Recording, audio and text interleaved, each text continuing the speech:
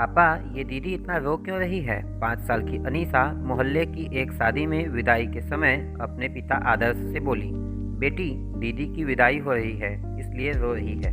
आदर्श ने बेटी को गोद में उठाते हुए कहा, पर दीदी को तो इतने सुंदर कपड़े गहने मिले हैं, फिर रोने की क्या बात है? मैं दीदी की जगह होती तो बहुत खुशी होती और खुशी खुशी विदा होती। नन्ही अनीसा की बात सुन आदर्श हंसने लगा।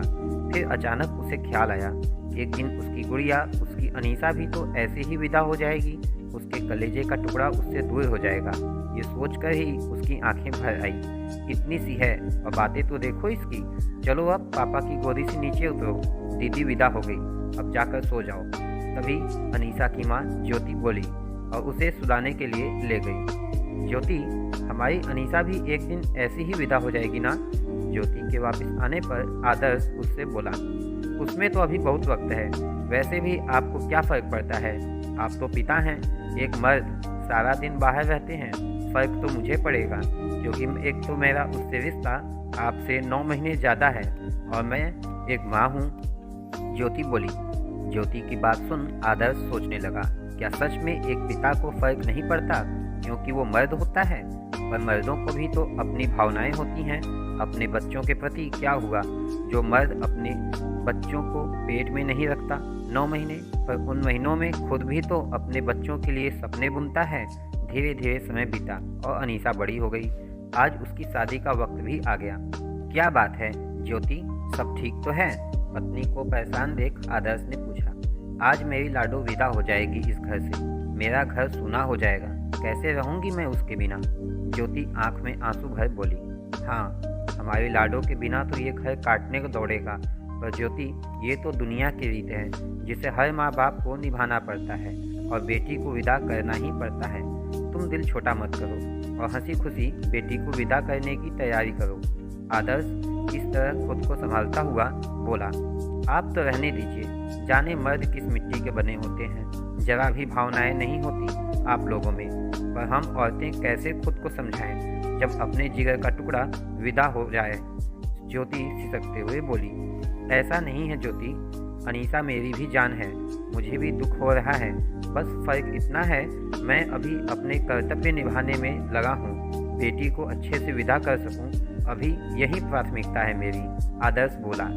जाइए, आप अपने काम कीजिए, आप एक माँ के मन का हाल क्या जाने?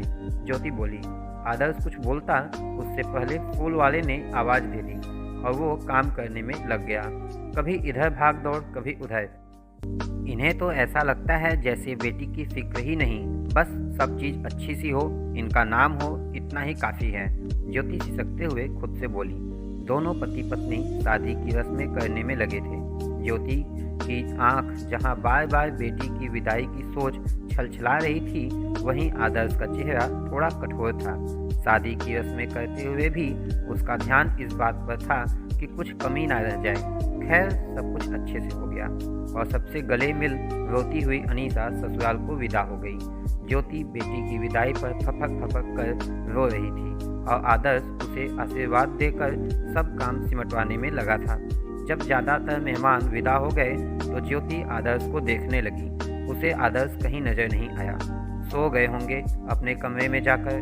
मर्द जो हैं, क्या फ़र्क पड़ता है? बेटी की विदाई पर ही कौन सा फ़र्क पड़ा था जनाब के? एक आंसू तक नहीं निकले थे।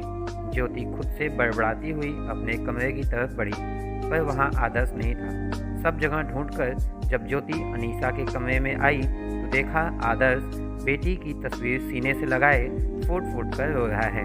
उसने आकर आदर्श के कंधे पर हाथ रखा तो आदर्श हिचकी ले रोने लगा। ज्योति, मेरी लाडो चली गई, अपने पापा को छोड़, ये घर सूना हो गया। कल तक पापा पापा बोल सारे घर में चहकती थी, अब पापा शब्द सुनने को तरस जाऊंगा मैं। ये बोल आदर्श रोता हुआ बेटी की तस्वीर चूमने लगा। ज्योति, जो अब तक अपने दर्द को ही बड़ा समझ रही थी, आदर्श को रोता देख सोचने लगी, एक बाप माँ से भी ज़्यादा नाजुक दिल रखता है अपनी बेटियों के लिए।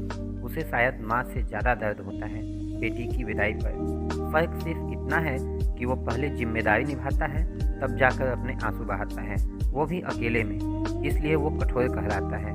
और एक औरत सबके सामने अपना मन हल्का कर लेती है, इसलिए वो ममतामयी कहलाती है। ये तो नाइंसाफ़ी है ना मर्दों के साथ। सच में दोस्तों, अक्सर यही कहा जाता है कि मर्द को दर्द नहीं होता। आप क्या जानो दर्द क्या होता है, आप मर्द जो हो, जबकि ये सच नहीं। सच तो ये है कि मर्दों के कठोर चेहरे के पीछे एक नाजुक दिल होता है जिसे दर्द होता है। आपकी क्या राय है मेरी इस कहानी को लेकर, कमेंट में जाकर जरूर बताइएगा। साथ ही चैनल को सब्सक्राइब कर दीजिएगा। इस तरह की और भी कहानियाँ आपको मिलती रहेंगी हमारे चैनल पर। धन्यवाद।